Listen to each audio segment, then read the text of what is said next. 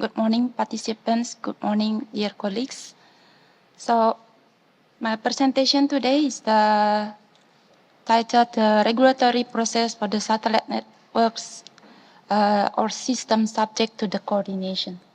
These are the topics that I'd like to cover during my presentation. The coordination approach to the satellite networks filing, the key regulatory elements and the practical procedures and the lifespan of the satellite networks filing. All these topics will be explored in great detail during the workshop session starting tomorrow and running to Friday by my colleagues who are also presented here today. As Mr. Alexandre Valle mentioned earlier, there are two approaches to ensure the satellite networks or system are recorded in the MIFR.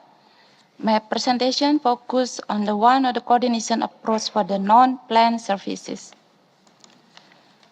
The coordination approach consists of the four main steps. First, inform, notify the whole administration about the plan of the satellite networks, whether GSO or non-GSO, and provide a detailed description. Qualify, fulfill the qualification criteria set by the radio regulations. And negotiate, coordinate with concerned administration to resolve potential interference issues. And then register the coordinated assignments in the MIFR. These steps are essential for ensuring the interference-free operation and international recognition of the satellite networks. To support those elements of the coordination approach, there are Article 9, which contains almost all cases of the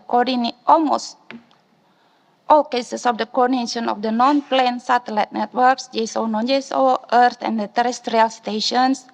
There are some provisions which are not contained in the Article 9, which is a non-planned with regards to the planned service in the Article 7 of the Appendix 30 and 30A, and the BSS sound in the Resolution 539. And then there's Appendix 4, which consolidates the list and tables of the characteristics necessary for the coordination and notification and recording of the frequency assignments. And the technical and operational limits as stipulated in the Article 5, 21, Article 22, etc.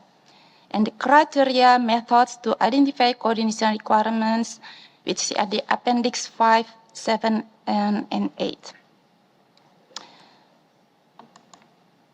And there's rules of procedures which applied by the Radiocommunication Bureau to complement the radio regulation in providing clarification of the application of the particular regulation, establishing the necessary practical procedures. They are developed only when there is a clear need. There are three variants within the coordination approach. Today, I will focus on the CN variant. Mr. Lu Chonchen will provide details on the other variants. So, let me brief you the overall CN procedure before going into the details. The procedure begins when the administration submits a coordination request to the BR. BR examines the request and publishes this in a special section in BR-IFIC. There's a commenting period follows, allowing administration to provide feedback. And the BR consolidates the result of the comments and publish in the CRD special section, listing the finalized coordination requirements.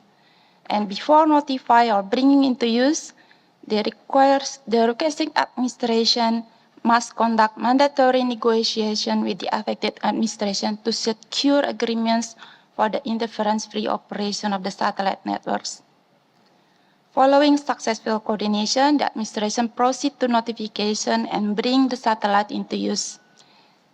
The administration has up to 7 years from the initial submission of the coordination request to bringing the satellite into use. So now let's take a look more closely on the coordination process.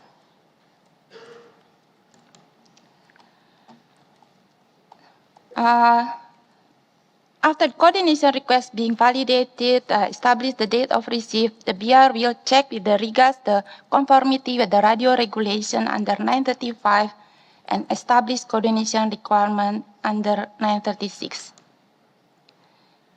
Firstly, when the BR establishes finding, with checking the conformity, perform checks on the frequency band, direction of the transmission, the class of service, the service area, and all the relevant footnotes. Radio regulation are often complex. As you know, they're resulting from compromise between the administration. So you need to reference the multiple resources. One book may not be enough. You have to refer the volume 1, volume 2, resolution 3, and the recommendation and the rules of procedures. So, and then the group with only the favorable finding assignment will proceed. The group is finding not favorable will not examine further. And then the Bureau will check the conformity with respect to the 936 examination, will identify the coordination requirement, determines which administration a request for the coordinations to be addressed. So here are the schema on the slides illustrate the interference situation requiring coordinations. There are GSO, GSO and GSO, non-GSO with regard to the terrestrial, etc. So here's in the table in the form of the tables with coordination. This can be found in the appendix 5 of the table 5.1, which specify coordination requirements. There's also GSO to GSO, the specific earth station in GSO in the FSS to the non-GSO, and also agreements under 921. Certain provision, they are indicated in the footnotes in the Article 5, for example, for the 911A or 921. And you can also refer to the rules procedures, the table 911A1, which provide details of other space services to which the 911A coordination applies and also which 914 applies equally. The Appendix 5 is used for the criteria and methods for the identification, whether it's a bandwidth overlap, coordination arc, delta over T, etc. And the BR published the information network data in the special section of BR-IFIC, which also contains the comments from the Bureau relating to the findings, whether favorable or unfavorable, and then relating to the coordination examination with respect to the 936. Now, administration, when received the request of coordination, must evaluate potential interference and respond to the BR within the 4 months, either agreeing of the use of providing reasons for disagreement. And the final list of the coordination requirements published in the CRD and CRE. During the coordination, negotiation, additional networks can be included with the mutual agreements. All these will be also explored further and explained in the workshop on the Friday. And the BR will publish all these special section of your satellite networks in the BR-IFIC. And more on the BR-IFIC will be detailed in this afternoon. Now I will briefly explain the final regulatory step before frequency assignments can be recorded into the MIFR. Before the expiry of the period of the 7 years, the administration should submit the first notice for recording of the frequency assignments bringing into use and will require provide due diligence pursuant to the Resolution 49. Otherwise, the frequency assignment shall be cancelled. Upon receiving the notice, the Bureau will examine each notice with respect to the conformity with the table of frequency allocation and other provision in the radio regulation, and conformity with the coordination procedures. It's basically to determine whether the appropriate coordination procedure has been successfully completed or not, and then probability of harmful interference if requested. This examination of the probability harmful interference under 1132A is carried when the notifying administration states that the procedures for coordination cannot be successfully completed. But even when the unfavorable finding under specific regulation, certain assignments can still be recorded. Under 4, which is unfavorable finding under 1131, the assignment will be for information only. There is no international recognition. Under 1141, the notifying administration shall indicate to the Bureau the efforts have been made to effect the coordination with those administrations having the unfavorable finding and bringing into use within the regulatory period. These are the 3 publications related with the case. They are Part 1S, the acknowledgement of receipt, Part 2S, when it is recorded in the MIFR, Part 3S is unfavorable finding and return to the notifying of administration. Now, these slides show the lifespan of the satellite networks. This process begins with informing the BR, continues through the coordination notification, and culminate in the recording in the MIFR. There's a verification requirements application under 1148. The reminder will be sent to the administration before the 7th year of regulatory time limit.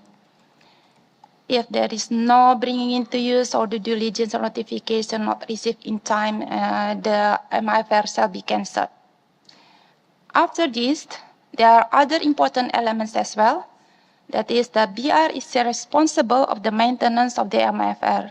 So under 13.6, the BR will consult administration and request for more information of the date bringing into use and the continuous use based on the reliable information available. And whether if there is a suspended of the operation of the network or system for the period exceeding of the 6 months, the administration shall inform to the BR. And the date on which the recorded assignment is brought back into use shall not be later than 3 years from the date when it was suspended. There is also Resolution 35, which is from the WIC 19. It's a milestone-based approach requirement for the non-GSO in the specific frequency and the specific service. It's actually a regulatory mechanism to help ensure that MIFR reasonably reflect the actual development of the non-GSO system. And the last WIC 23, there's a Resolution 8, is the consideration of the instance where the non-GEO systems operates with the orbital planes that deviate from the system of the notified orbital planes. So, before concluding, let me summarize the key points of the coordination approach.